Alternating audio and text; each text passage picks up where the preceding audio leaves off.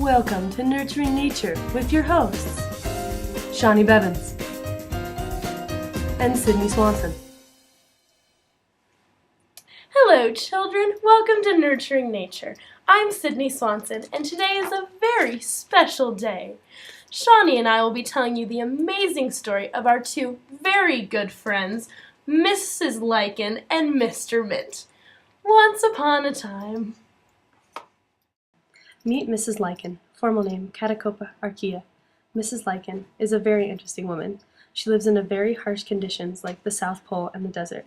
She has never once lived in the city. The air is much too polluted for her liking. She is also a very thirsty girl. When she sees water, she drinks lots and lots so she can go long periods without water. As a child, the kids used to tease her and call her fairy barf because of her crusty, bumpy skin. She is a very caring and organism-friendly fungus. When she was born, she formed with an algae cell and began to grow within the algae itself.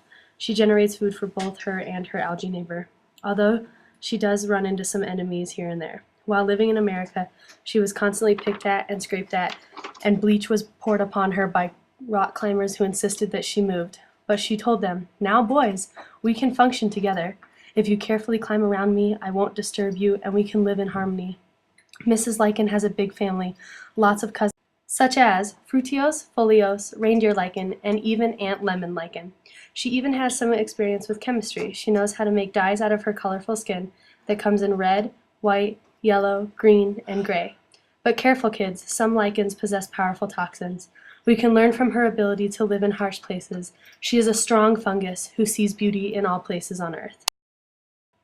Mr. Mint is a fun fellow. His full name is Mentha inversa. His systematics are plants, lamellase, flowering plants, mint family, and dicots. Mr. Mint can range anywhere from height from 20 to 80 centimeters tall. Mr. Mint prefers sun to light shade and moist conditions with rich organic soil. He enjoys open grassy areas. He can also be very aggressive when bothered by disease. Mr. Mint's habitats include the edges of marshes, fens, borders of lakes, and miscellaneous waste areas, including landfills. If Mint is near the surface, he can survive earth-moving conditions and produce offspring. Mr. Mint is found in a large majority of North America, almost all 50 states. Sadly, Mr. Mint has a short lifespan in relation to other plants.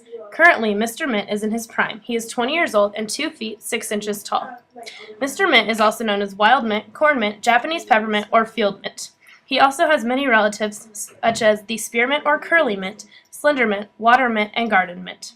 Mr. Mint can survive in very cold conditions up to negative 33 degrees Fahrenheit, but he has a very low tolerance to drought. Mr. Mint has it good. He is full of medicinal uses, and he is very yummy. He can help you with your indigestion, stomach cramps, menstrual cramps, upset stomach, nausea, vomiting, and colic in children. Mr. Mint helps food in many ways. He is an appetite stimulant. He is also used in making tea and is used as a flavoring or as a garnish on a delicious bowl of ice cream.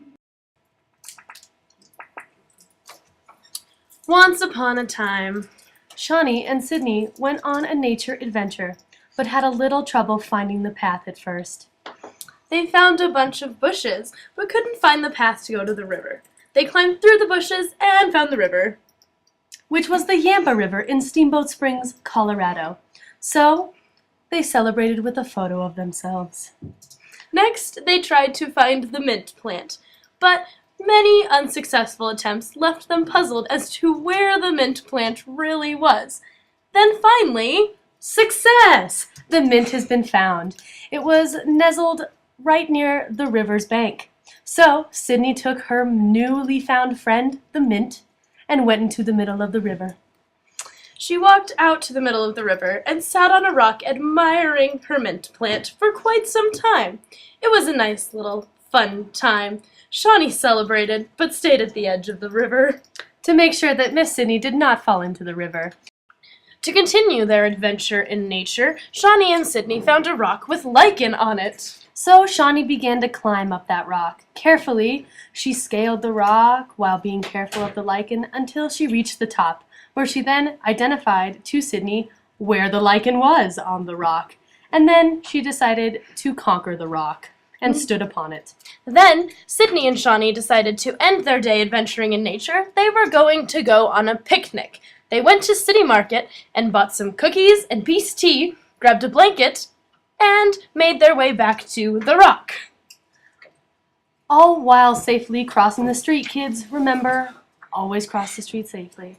So, as we sat on that rock near beautiful Steamboat Springs, enjoying our peace tea and the peace in the world, As we sat there admiring, we took a moment to admire nature and the entire world and everything the world has given us through nature while drinking our peace tea. it gave us a type of surreal understanding that we should always love nature so that nature can love us.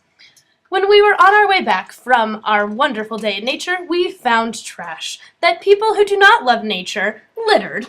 So we took care of it. We threw it away, recycled, thus prolonging Earth's wonderful life. And then we celebrated with some chicken nuggets. And we recycled. The end.